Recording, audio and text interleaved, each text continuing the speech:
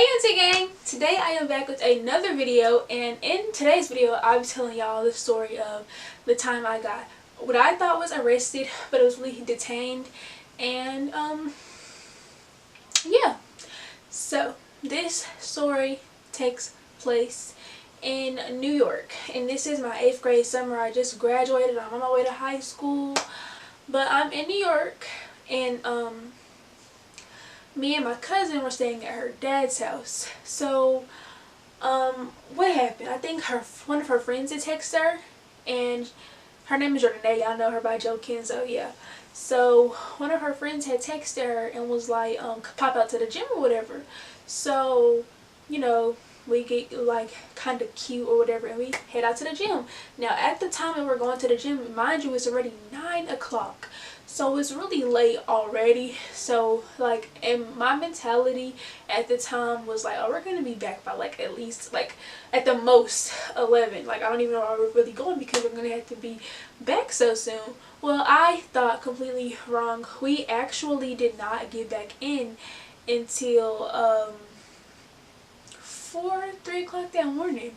So we go to the gym, and we took the train and I think a bus. I really don't remember, but I know that we took the train. So we get to the gym, and by the time we get there, of course, the gym is closed. So I'm thinking, well, we gotta go. Like, it's time for us to leave. Mind you, I think at the moment I'm 13 years old.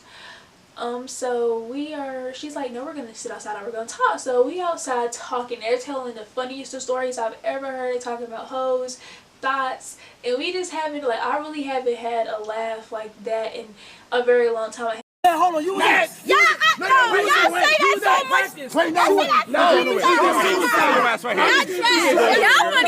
I've been around people that are just so funny and chill and laid back and relaxed.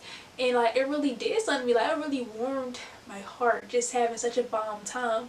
And you know, when you're having fun, time really can fly by. So actually, I take that back. The gym wasn't closed, but like, I think that only certain people could be in there at the moment. So there was this couple, and they were like I don't know if they were like Latino, which their race does not have, like, it doesn't matter. I'm just trying to describe them. I don't know what race they were, but they were like I don't know my races. I know black and white, but they were, I think, Latinos or whatever.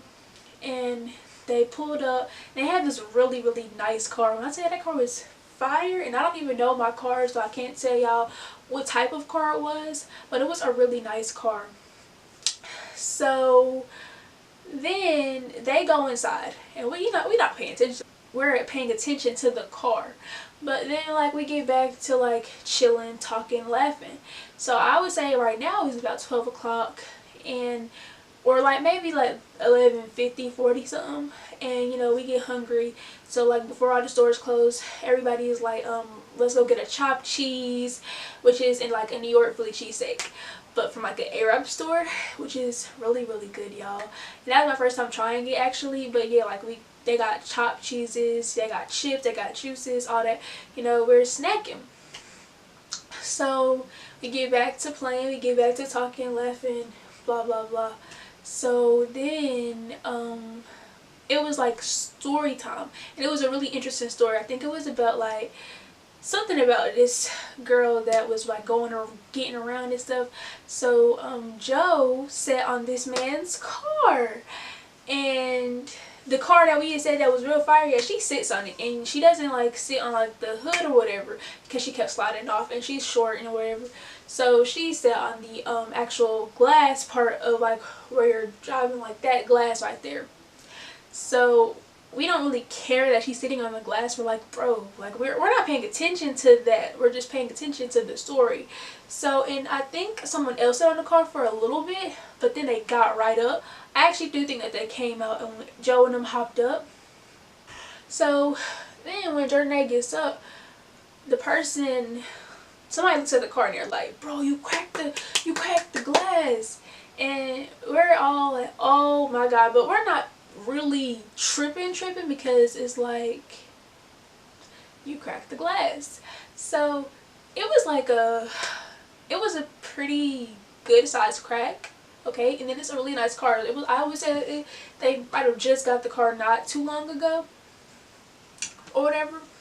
So at first we kind of talked about it. We're like, oh my god, she cracked the car. But then they come back out for like to leave, so we play it off, and they don't say anything about it. They don't look at us. They don't look at us and say nothing. They don't talk about it or nothing. So they just get in the car and they drive off. So we're like, whoa, you in the clear. They didn't even realize, they didn't even notice it. That's how you know that we were all retarded and slow. Because of course if you get in your car, you're going to notice that there is a crack. Whether it be big, small, tiny. Unless it's like in the very front, like by the hood, you're going to notice that there's a crack on your car's window. I mean, yeah. So we're just chilling. And now I would say it's about 1:30 in the morning, and we're cooling outside. You know, we actually even started playing tag. That's how much fun we're having. But then it's like, I'm gonna say it's about 2 o'clock, and now we say, okay, we're finna go ahead. It's getting late. We out. So everybody, we all as a group, we start walking to go our separate ways, and we get to the corner. And when I tell y'all, I am not lying. Like, my heart just started pounding so hard thinking about it. About 7, 8 cars deep. Here come the police.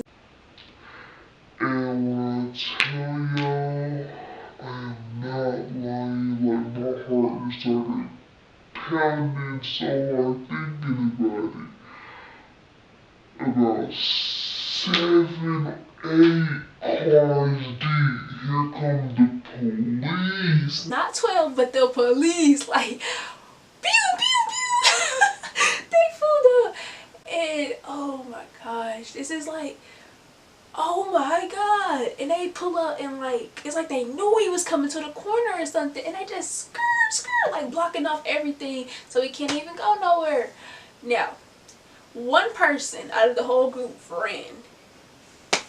I don't play about that. At that time, it was only 2 years since like Trayvon Martin had, I think Trayvon Martin died 2014. I don't know, but that was, you know, that was when all the black young shootings were happening or recent. I didn't want no parts in losing my life when I'm supposed to be here for just a little vacation. So we, whole crew, standing there. So mind you, like, some people started leaving one by one, but it was still a pretty big group. So the police all hop out real quick, and I will never forget the feeling that I had. I was actually not as nervous until I actually felt handcuffs going on my wrist. That's when it came to my mind, like, before I even go to high school, I'm going to jail. And that's when it hit me. I was chilling when I just came out the car. I was chilling when the cars pulled up, like a good 30 seconds. I was chilling. I'm not gonna say I wasn't like 12 right there, but I was chilling.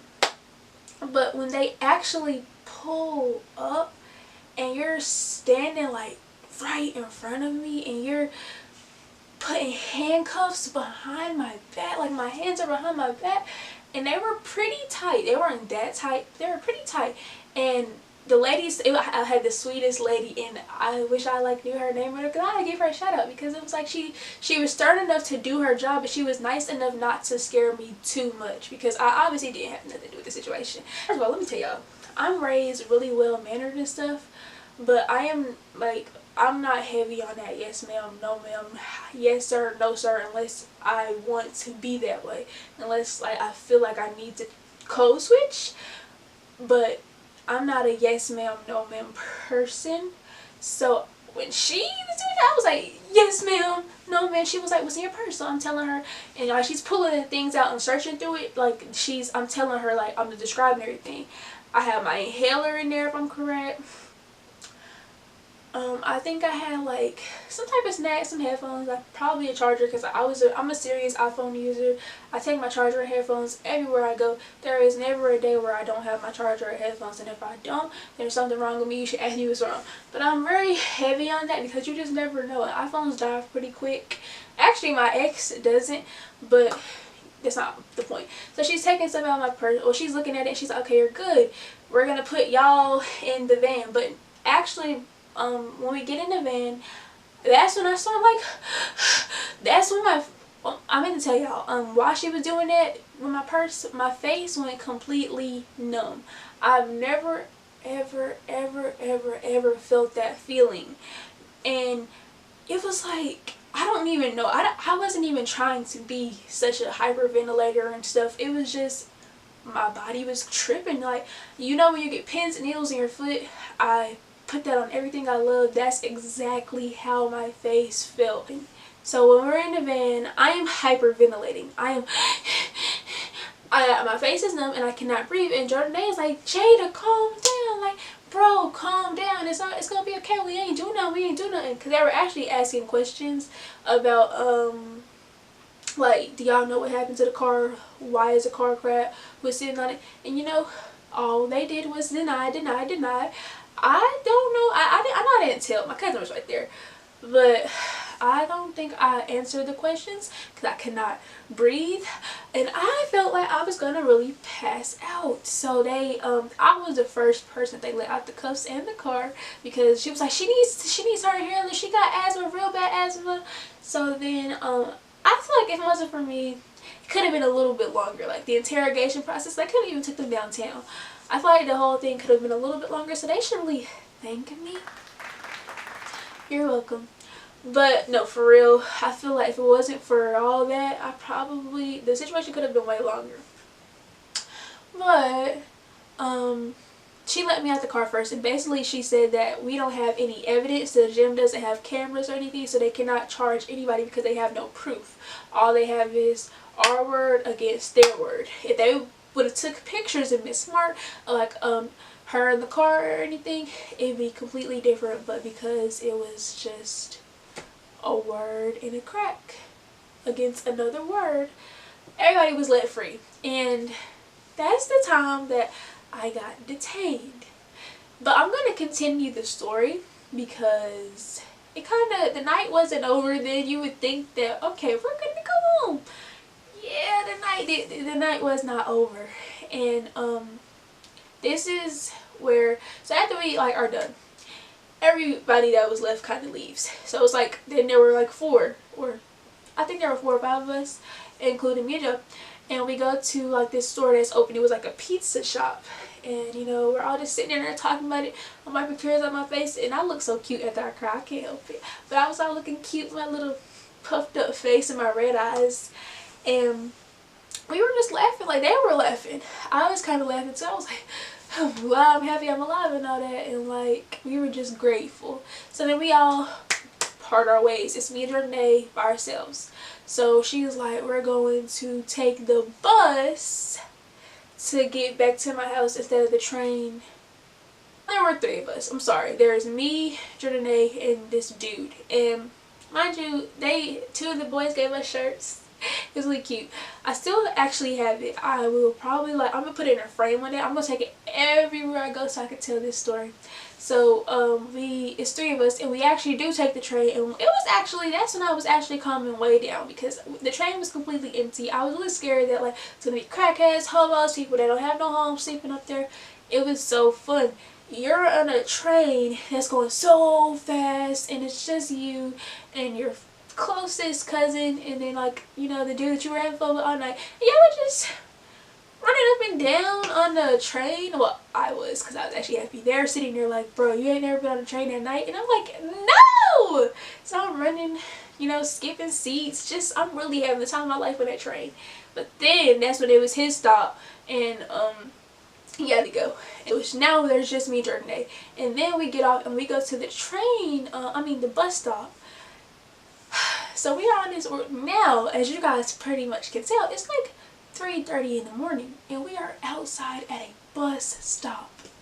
So, as you kind of guessed, because we're kind of slow, the bus wasn't coming. But, you know, your name she was so sure that the bus is coming. You can pull up, like, the bus times or whatever, and, like, when the next bus is coming to your stop. And it said it was in service and stuff, so we're getting our hopes high. We still have 1 bus, and on the top of it, it said not in service. So we're sitting at a bus stop at 3:30 at night in the streets of New York. A random, I don't know if it was a guy. There was a random guy. He was sitting on the bench with us, and it was like, here goes my anxiety again. Because if you know me, well, no, my family, I don't think I've ever told my friends except like Rosiah. I am very, very updated on kidnappings and trafficking. I do not play kidnappings. I don't play really old men being too close to me. I have trust issues when it comes to complete strangers, which is good. And I do not trust anything suspicious. I don't trust white vans with no windows. I don't trust any of that, okay? So for there to be a random old man just sitting with us at 3:30 in the morning, it's like, we have got to go because obviously there's no bus coming. So she I think she had to like ask somebody to send her some money real quick so that we can get I don't think Ubers were out then. It was a cab. So we're already sitting beside a very old man at 3:30 in the morning, and you want to call a cab and just hope, because you know there's not really many female taxi and all that drivers, so we're gonna get in a car with the old man who actually has us in his possession. He can just drive anywhere he wants.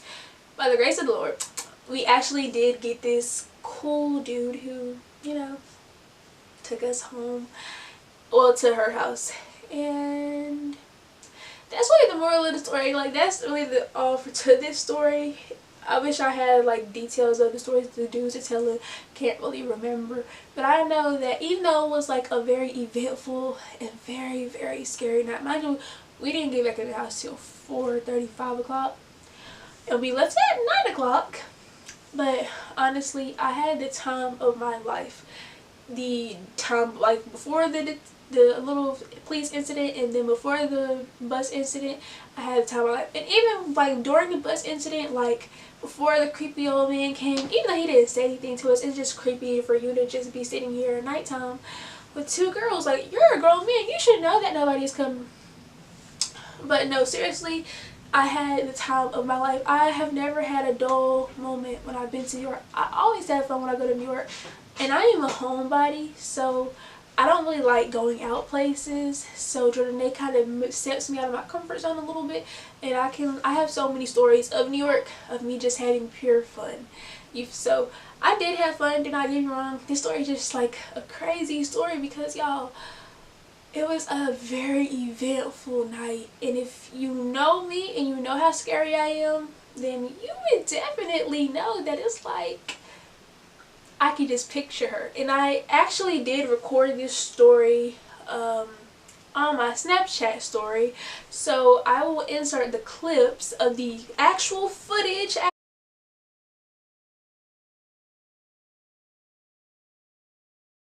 When she got up, we heard a crack. Well, for her friend heard a crack, and then we looked at it and it was cracked. So we all was like, oh no, we got off the car. We finna walk. We actually are walking, and next thing you know, we got 6, 7 cop cars. Boom, boom, boom, boom. My hands up, and everybody else is talking smack to the police. Like, what are y'all talking about? What do we do? Why y'all putting up on us? And they all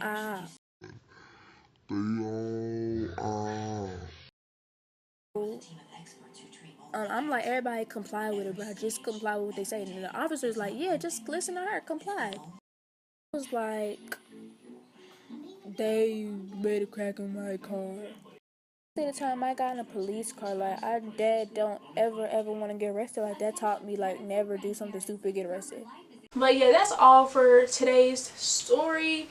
Thank you for watching. If you watched to the complete end, make sure that you go enter my 3 cases giveaway. I'm not going to give y'all no cheap cases from Wish. I'm going to look for some really nice, cute cases for you. Or I might have you looking, sending me, you know, I got you though. And that's all for today's video. Make sure to give it a thumbs up if you like this story time. If you have any suggestions for videos I should post, my comments section is always welcome, as well as my Instagram DMs. And make sure to like, comment, and subscribe. Press the bell beside the subscribe button. And thank you for watching me.